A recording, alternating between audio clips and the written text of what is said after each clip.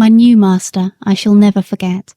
He had black eyes and a hooked nose, his mouth was as full of teeth as a bulldog's, and his voice was as harsh as the grinding of cartwheels over gravelled stones. His name was Nicholas Skinner, and I believe he was the man that poor Seedy Sam drove for. I have heard men say that seeing is believing, but I should say that feeling is believing. For as much as I had seen before, I never knew till now the utter misery of a cab horse's life. Skinner had a low set of cabs and a low set of drivers. He was hard on the men, and the men were hard on the horses. In this place we had no Sunday rest, and it was in the heat of summer. Sometimes, on a Sunday morning, a party of fast men would hire the cab for the day, 4 of them inside and another with the driver, and I had to take them 10 or 15 miles out into the country and back again. Never would any of them get down to walk up a hill, let it be ever so steep, or the day ever so hot, unless, indeed, when the driver was afraid I should not manage it. And sometimes I was so fevered and worn that I could hardly touch my food. How I used to long for the nice bran mash with nitre in it that Jerry used to give us on Saturday nights in hot weather, that used to cool us down and make us so comfortable. Then we had 2 nights and a whole day for unbroken rest, and on Monday morning we were as fresh as young horses again. But here there was no rest, and my driver was just as hard as his master.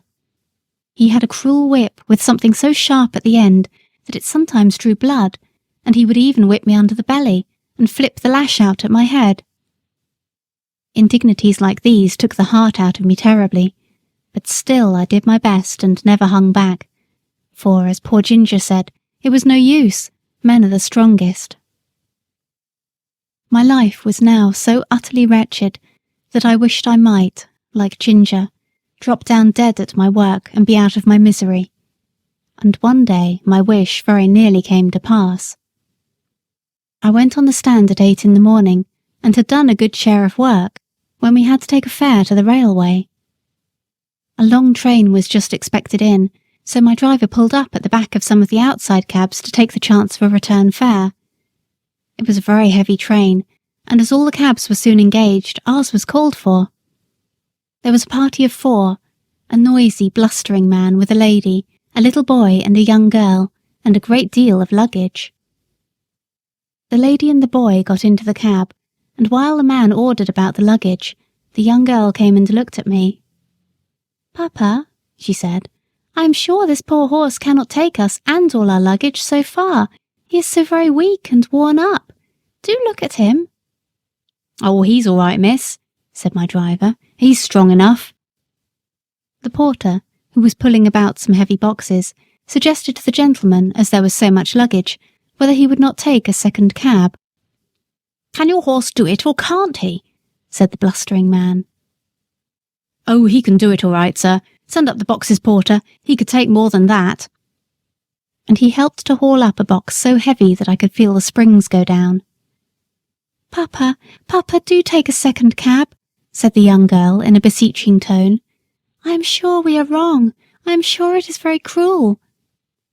"Nonsense, Grace. Get in at once, and don't make all this fuss. A pretty thing it would be if a man of business had to examine every cab horse before he hired it. The man knows his own business, of course. There, get in and hold your tongue." My gentle friend had to obey, and box after box was dragged up and lodged on top of the cab, or settled by the side of the driver. At last all was ready, and with his usual jerk at the rein and slash of the whip, he drove me out of the station. The load was very heavy, and I had had neither food nor rest since morning, but I did my best, as I always had done, in spite of cruelty and injustice. I got along fairly till we came to Ludgate Hill, but there the heavy load and my own exhaustion were too much. I was struggling to keep on, goaded by constant chucks of the rein and use of the whip, when in a single moment, I cannot tell how, my feet slipped from under me, and I fell heavily to the ground on my side. The suddenness and the force with which I fell seemed to beat all the breath out of my body. I lay perfectly still. Indeed, I had no power to move, and I thought now I was going to die. I heard a sort of confusion round me, loud, angry voices, and the getting down of the luggage, but it was all like a dream. I thought I heard that sweet, pitiful voice saying, "Oh, that poor horse, it is all our fault." Someone came and loosened the throat strap of my bridle, and undid the traces which kept the collar so tight upon me. Someone said, "He's dead, he'll never get up again." Then I could hear a policeman giving orders, but I did not even open my eyes. I could only draw a gasping breath now and then. Some cold water was thrown over my head, and some cordial was poured into my mouth, and something was covered over me. I cannot tell how long I lay there, but I found my life coming back, and a kind-voiced man was patting me and encouraging me to rise. After some more cordial had been given me, and after 1 or 2 attempts, I staggered to my feet and was gently led to some stables which were close by. Here I was put into a well-littered stall, and some warm gruel was brought to me, which I drank thankfully. In the evening, I was sufficiently recovered to be led back to Skinner's stables, where I think they did the best for me they could. In the morning, Skinner came with a farrier to look at me. He examined me very closely and said, "This is a case of overwork more than disease, and if you could give him a run-off for 6 months he would be able to work again, but now there is not an ounce of strength left in him." "Then he must just go to the dogs," said Skinner. "I have no meadows to nurse sick horses in. He might get well or he might not. That sort of thing doesn't suit my business. My plan is to work 'em as long as they'll go, and then sell 'em for what they'll fetch, at the knackers or elsewhere." "If he was broken-winded," said the farrier, "you had better have killed him out of hand, but he is not. There is a sale of horses coming off in about 10 days. If you rest him and feed him up, he may pick up, and you may get more than his skin is worth at any rate." Upon this advice, Skinner, rather unwillingly I think, gave orders that I should be well fed and cared for, and the stableman, happily for me, carried out the orders with a much better will than his master had in giving them.